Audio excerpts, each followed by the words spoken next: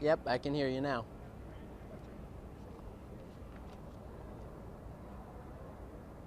I wonder why that keeps happening.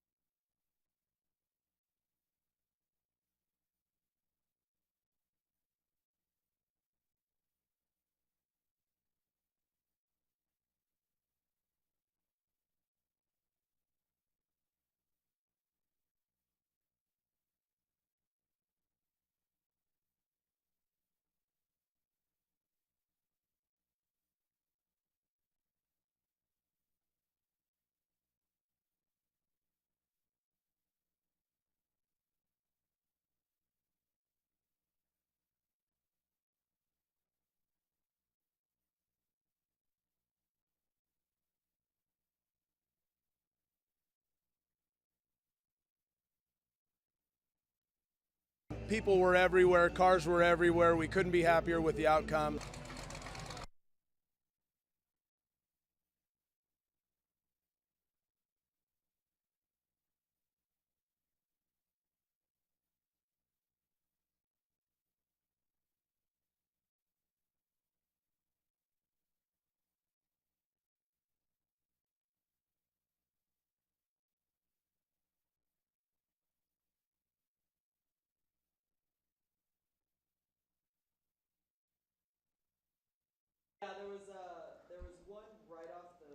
I saw that one. Yeah, mic check 1, 2, 3, 4, 5, 6, 7, 8, 9, 10. Why am I not? Oh, there I am. One right off the top. Mic check, Chloe. Mic check 1, 2, And then 3. there was one- I the didn't guys hear like that. Mic behind check 1, 2, 3, 4. Ryan with the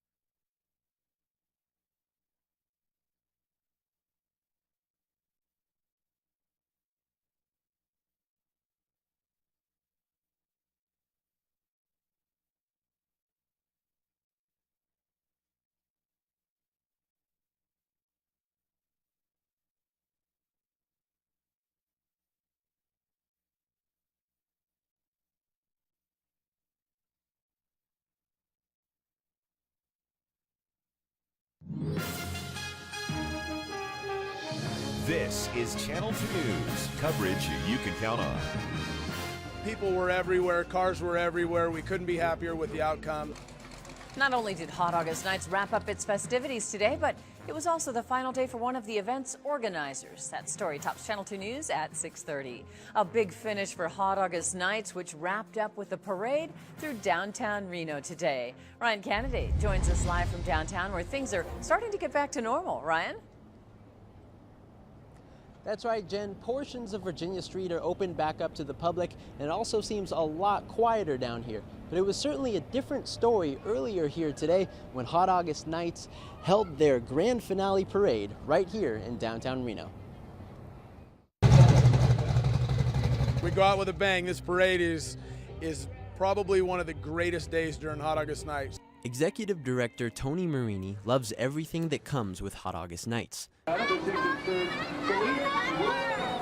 But he says there's something special about the grand finale parade. This one here is up close and personal. There's no barricades going up.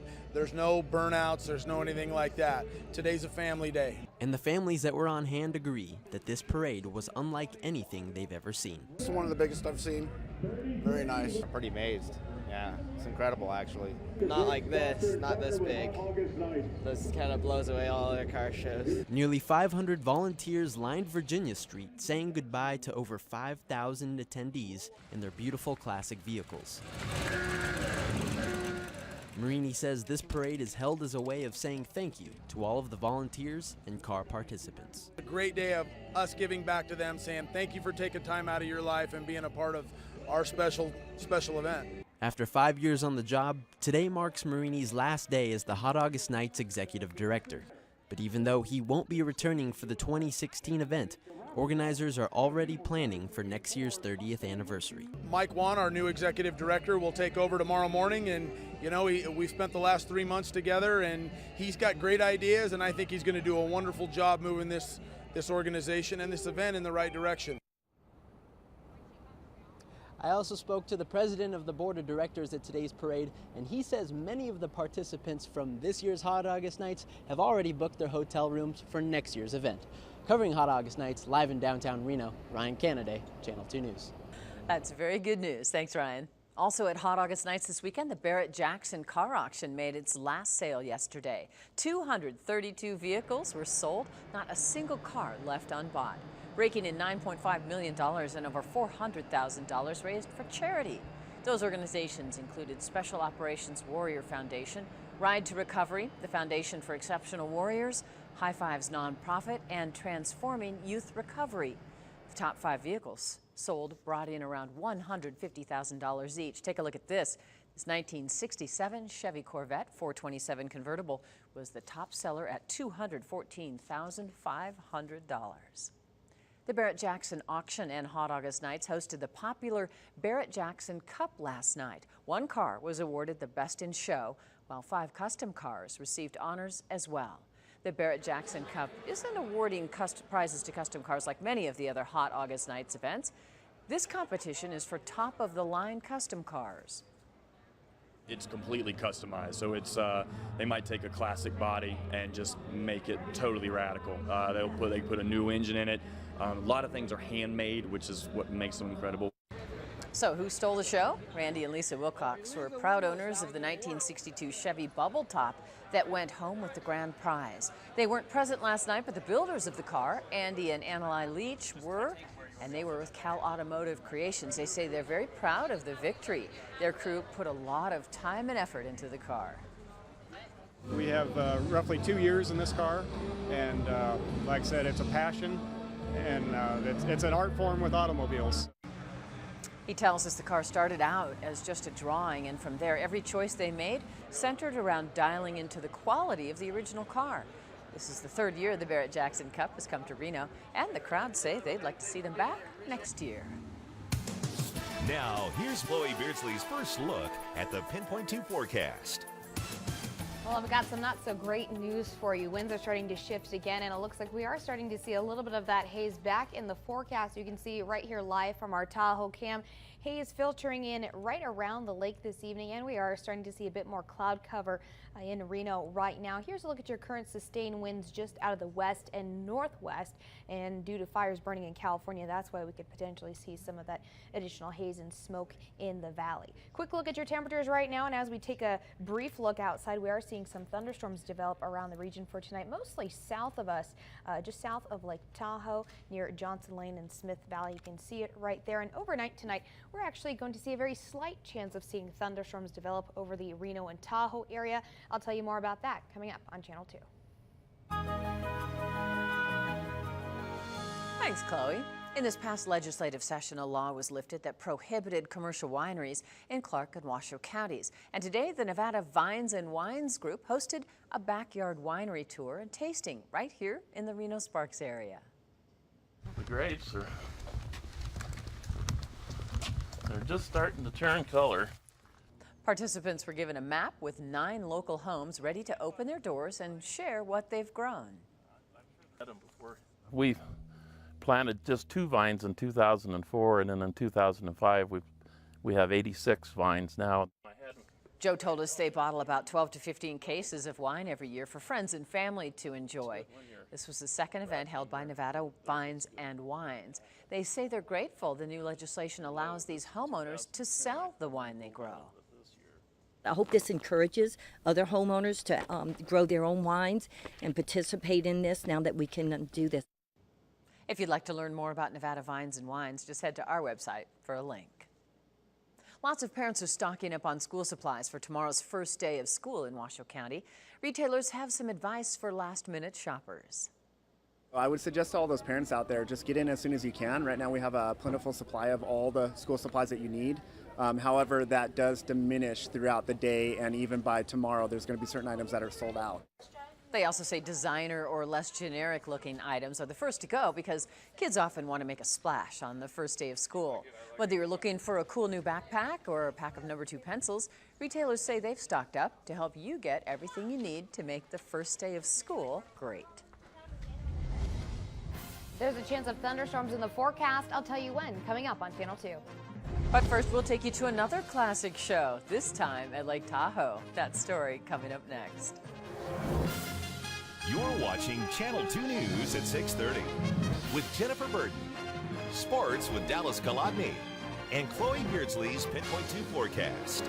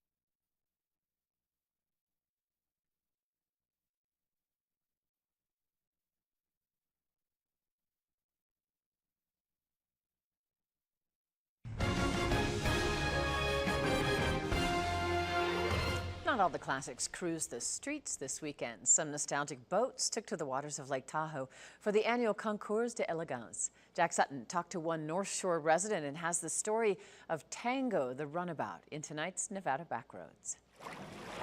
Blue waters, warm temperatures, and glistening sunshine. August has come to Tahoe. With it, a gathering of classics, a concours of oak and cedar and mahogany. That boat over there is mine. That's the Tango. She's a 27-foot Chris Craft 1960 called a semi-enclosed cruiser. Chris Craft, that's kind of a famous name. Chris Craft goes back into the teens. Uh-huh. Chris Smith started the company, built boats for Garwood and anybody else who wanted them, and then eventually broke off on his own and started his own company. Frank Casey came to Tahoe to restore and build boats. This is his time to shine. The reason I came here was I was told that probably the largest population of the classic speedboats existed on Lake Tahoe. We have great weather most of the time. This has been an exceptional summer for rain, but it's been great to not have forest fires up here. But for the most part, she's a large lake. She's a beautiful lake. The boats evoke a nostalgic appreciation. The waters of Lake Tahoe are the perfect place to showcase their timeless elegance. It's just beauty surrounding you. It's what everybody comes here for. It's perfect. Reporting from Homewood, Jack Sutton, Channel 2 News. A chance of thunderstorms is in the forecast. I'll tell you where and how long we're expected to have it affect our area. Coming up next on Channel 2. But first, we'll take a look at the Sierra fire that took the life of a U.S. Forest Service crew member last night.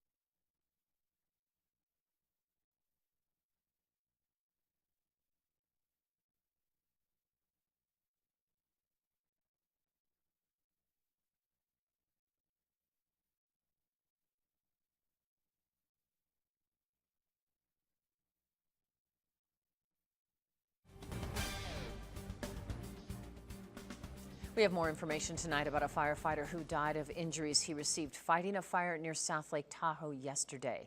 The U.S. Forest Service wildland firefighters responded to what has been named the Sierra Fire in South Lake Tahoe. During initial firefighting efforts, 2 crew members were struck by a falling tree. Both firefighters were taken to the hospital for their injuries, where one passed away. The other has since been released. The firefighting family is a very tight-knit family, and this ripples through that group and then our larger office as a whole. That fire is still burning on about 1/10 of an acre, but is 75% contained. Channel 2 News continues with Chloe Beardsley's Pinpoint 2 forecast. And it looks like we are starting to see some thunderstorms pop up around the area for tonight. Mostly clear conditions storm-wise over Reno right now. But as we zoom out, you can see we do have some storm activity just south of Carson City and southeast of Lake Tahoe for tonight. You can see it right there on your screen. And it looks like the chances for thunderstorms will actually continue overnight as a weak wave starts to pass over the area, and that could create some unstable conditions for the Reno and Tahoe area. And speaking of Tahoe, here's a live look outside. You can see some of that smoke is filtering back into the area from those wildfires burning in Northern California tonight, and it has impacted our air quality, and you can actually see it right here. Right now we are in the moderate range due to some particle pollution, so people who are sensitive to the air quality should limit outdoor activity at least until those conditions improve. And over the next week or so, we should expect to see much clearer skies. Right now, we're starting to see mostly cloudy conditions in the Reno area. Temperatures have just now dropped into the upper 80s with a breeze just out of the west and northwest. And that's what really got us in trouble yesterday. Those west and northwest winds is what really filtered some of that smoke and haze into the area. So If I were you, I'd maybe close your windows right about now before it gets worse. High temperature today, right around our average in the low 90s for this afternoon. We're going to see pretty similar weather conditions continue over the next few days, but for tonight, we are going to see a little bit of a shake-up. Slight chance of seeing some thunderstorms develop overnight into early tomorrow morning for the Lake Tahoe area.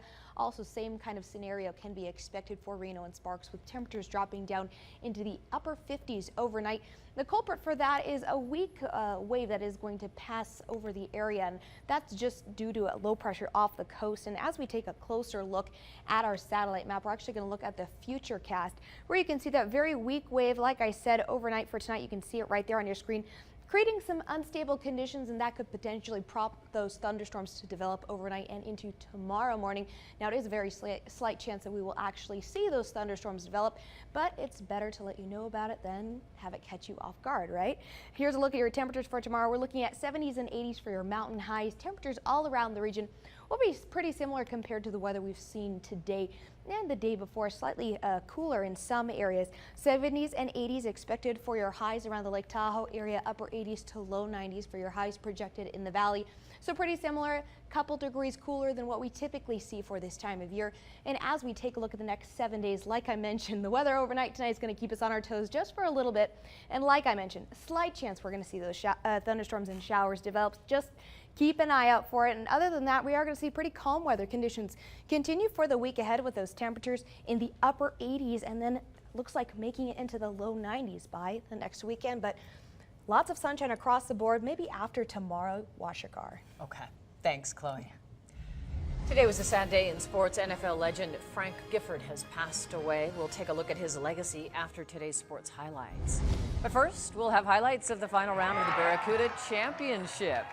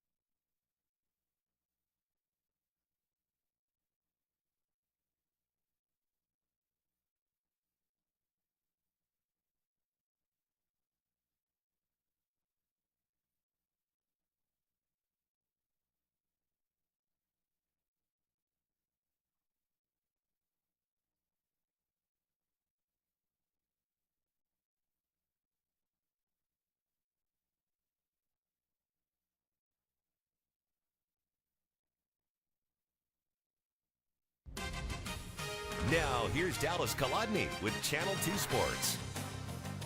The final round of the Barracuda Championship teed off this morning at Montrose. These golfers were hoping for an auto entry in the next week's PGA Championship, the final major of the year. This tournament literally just wrapped up. Sports Director Garrett Dearborn is there getting you all your post-tournament coverage. But first, let's look at some of the highlights. And they'll start you off with the leader after 3, J.J. Henry. Left himself a little work off to the chip shot on 9. He'd settle for par. Patrick Rogers trying to make a run on 9. The bunker shot a little long. He would par the hole as well. He wound up finishing the tournament in 3rd with 46 points. David Toms, check in with him, the birdie chip, and watch this one. It will go to its home. He would take the lead for the moment, but it was short-lived. 20 minutes later or so, Kyle Reifer at 42 points and one back. The approach on 18 on the apron is where it lands. Beautiful shot right there, and that would set up an eagle try.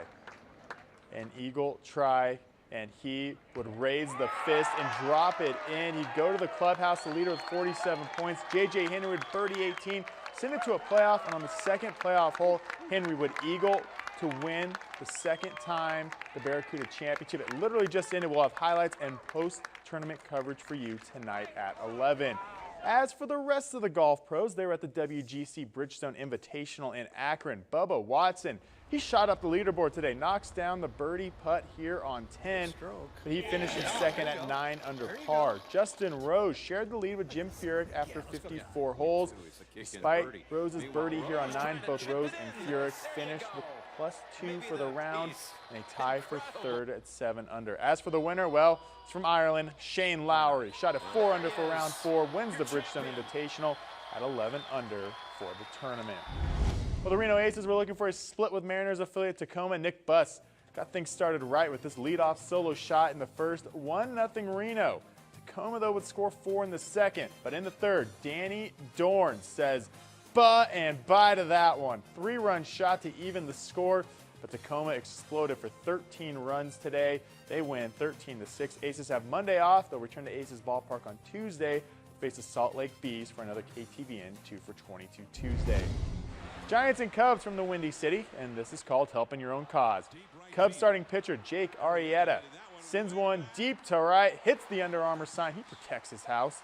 RBI triple for him, and it's 2-0 Cubbies. We jump to the 9th. Same score, bases loaded, 2 out for Gregor Blanco, and well, he goes down looking. Cubs get the win, 2-0. To the Bay, and the A's needed a comeback to beat the Astros. Down a run in the 9th, bases loaded. Josh Reddick lines one back to Luke Gregerson. That ties the game at 4. And moments later, bases still loaded, this time Danny Valencia, and he sends it to left. It gets down, and that is what they call a walk-off. A's win 5-4. Sprint Cup Series turning left and right at Watkins Glen, lap 29. Denny Hamlin has issues, mainly being able to see where he's driving issues. Hood flies up, his crew would remove it, and he wound up finishing 27th. Restart on lap 50. Sam Morris Jr. spins his tires. That causes a chain reaction. Jamie McMurray and Casey Kane get the worst of it as their chase chances take a blow. They finish 40th and 42nd. Borstedt also with damage. Final lap battle between Kevin Harvick and Joey Logano. Logano overshoots turn 1, but then Harvick, coming to the final corner, runs out of fuel, tries to hold off Logano, but to no avail. Logano will win his second race of the year. Kyle Busch finished second, moved himself into the chase in top 30 in points, while Harvick coasted to third, Jen. But yeah, crazy ending to the Barracuda Championship here. We'll have all your highlights for you tonight at 11. But an eagle from off the green. He putted from off the green to win. It's J.J. Henry's second win at Montreux. Yep. Thank you, Dallas. After the break, we'll take a look at the legacy football legend Frank Gifford left behind. Then Chloe will have a final look at our weather. You're watching Channel 2 News, coverage you can count on. Thanks for watching.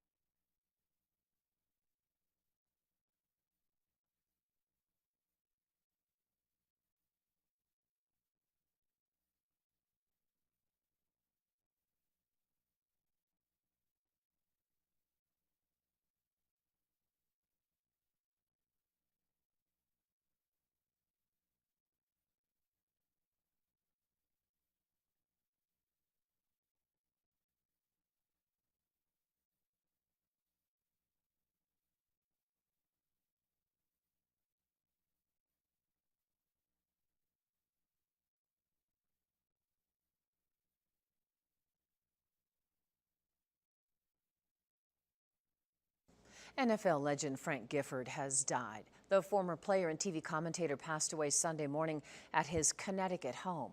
Brian Webb has more. Frank Gifford, star halfback. Frank Gifford played for the New York Giants his entire career and was inducted into the NFL Hall of Fame in 1977. But after retiring, Gifford wasn't finished with football. He began broadcasting for the NFL, beginning with CBS, and later became the voice of ABC's Monday Night Football broadcasts for 27 years until 1997. A statement from the family reads in part, "We rejoice in the extraordinary life he was privileged to live, and we feel grateful and blessed to have been loved by such an amazing human being." Gifford was born in Santa Monica in 1930. He attended USC on a football scholarship and was drafted into the NFL in the first round back in 1952. He married talk show host Kathy Lee Gifford in 1986 and is survived by his wife and 5 children. Frank Gifford was 84 years old. Brian Webb, Channel 2 News. Quite a legend. People love him. Thank you for joining us. We'll see you tonight at 11. And Chloe, you'll talk about some thunderstorms. Yep, we're actually right now they're moving into Carson City, heading north. So okay. Watch out. See you back here at 11. Have a great night. Good night.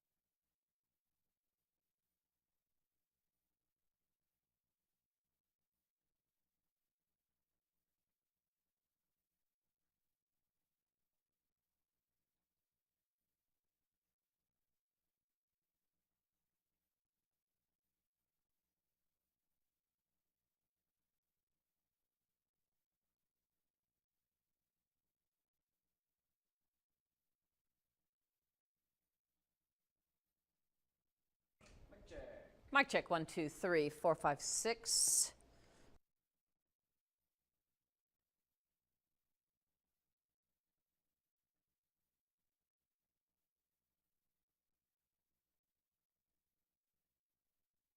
There, just get in as soon as you can. Right now we have a plentiful supply of all the school supplies that you need. However, that does diminish throughout the day, and even by tomorrow there's going to be certain items that are sold out.